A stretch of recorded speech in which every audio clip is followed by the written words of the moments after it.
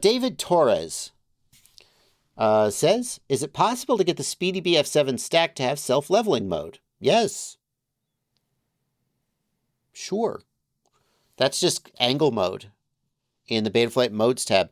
This is a case where I don't want to like act like you, I don't want to like react so strongly to your question that you think I'm like being disrespectful about it, because, you know, everybody, if you didn't know the answer, then it's not a dumb question.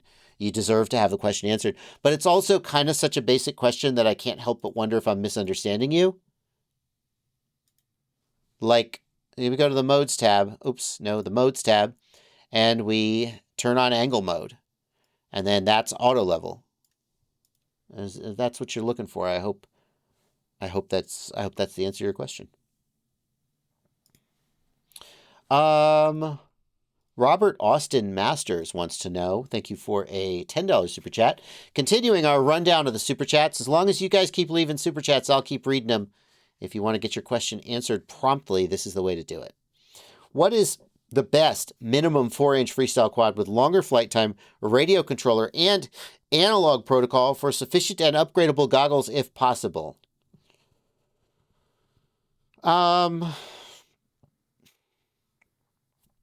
So this is a case where I think you're sort of asking for the moon. Like, when I see you ask for a 4-inch freestyle quad with a long flight time, that's like saying you want a car that you can take to the drag strip, but that also has good mileage. Which is not to say that such a thing doesn't exist, but those design goals are a little bit contrary to each other. And it makes me wonder if you really understand what you want. Like, you want a freestyle quad, but you want it to have long flight time. Are you sure? I mean, could you just buy more batteries and swap the batteries? A good 4-inch freestyle quad. Most of the 4-inch quads that I can think of are designed for long range, not freestyle. So there's plenty of like 3.5-inch in the sub-250 range that are decent for freestyle. And then you're also asking for, are you asking for like an all-in-one kit? Like, you want a kit? Or do you want a separate controller and a separate goggles? I don't think you're going to find that in a kit. For the radio controller, here's what I'm going to suggest you do.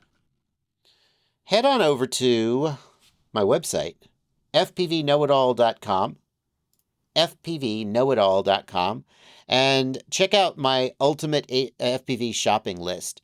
So, like, if you're looking for analog goggles, we'll go to the Analog FPV Systems page.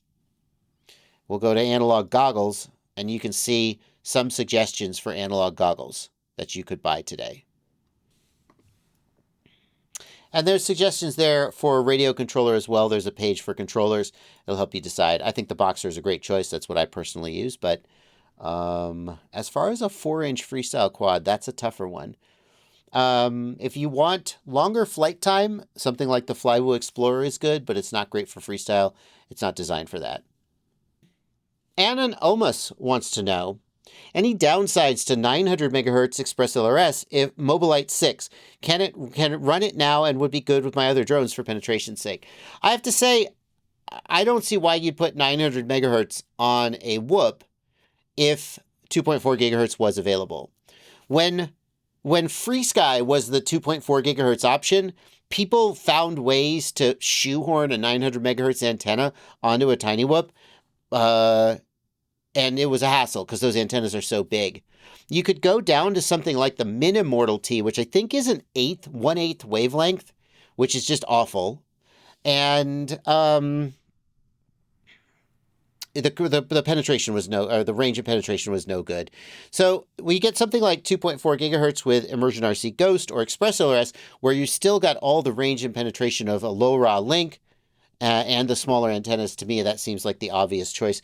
The other thing is that how much video range are you going to get out of a video transmitter on a Mobilite 6? Not that much. So I feel like 2.4 gigahertz is the place to be.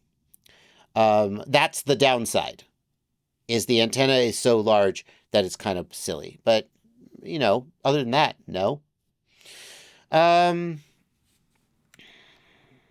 Mr. Velocity wants to know, what's the best prop size for a sub-250g freestyle build, in your opinion? Mr. Velocity, I have a very strong opinion about this, believe it or not. And my very strong opinion is 3.5 inch. I say that because you can build a 4-inch sub-250. You can build a 5-inch sub-250. I think the biggest quad I've ever seen advertised as sub-250, I'm pretty sure once upon a time I saw a 7-inch sub-250. I can't remember who made it. The problem is that the bigger you get, if you have to stay under that 250-gram weight limit, the more compromises you make in terms of durability, okay? And for me, 3.5 inches is the place where you still are under the 250-gram limit, but you haven't really given up anything substantial in having to stay under that limit, right? Any bigger than that, I feel like you start having to make compromises. For example, 4-inch sub-250 builds will almost always use a very lightweight motor like a 2004 motor. 2004 motors are not durable. They are great big, relatively large diameter motors with a little 2mm shaft. And the more the larger diameter the motor is, the sort of more leverage is placed on it when it gets whacked, and they just don't last very well. When you go down to the 3.5 inch props, you're using, I don't know, what are you using? Like, doesn't maybe like 1607, or I don't know what. I actually am like a 1404 is traditional, but these days I think we're using a little bigger motors than that. I don't actually know. 1507? That's an older motor. Anyway, that's not the point. The point is 3.5 inches to me is the sweet spot where you really haven't given up much in terms of, if anything, in terms of durability. You have as much power and performance as you want, and you're still under that 250-gram limit. 661 FPV says even a long-range 4-inch is going to be over 250 grams. I mean, it can be done.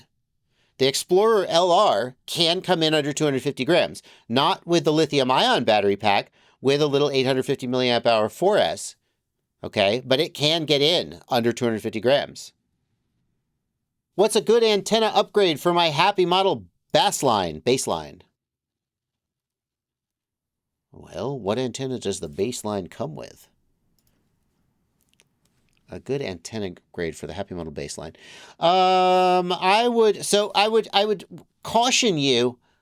These little dipole antennas do an okay job, and adding even like a gram of weight can compromise the performance at least a little bit.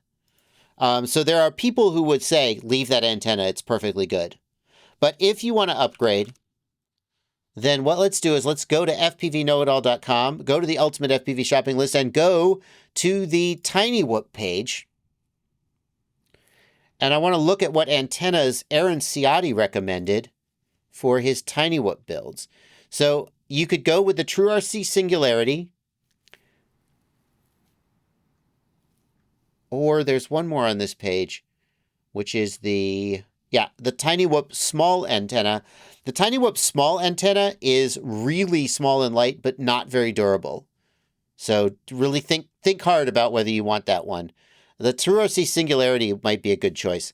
The advantage of those antennas is going to be that they are circular polarized, and you'll have better results in environments with high multipath, which Tiny Whoops are often flown in those environments.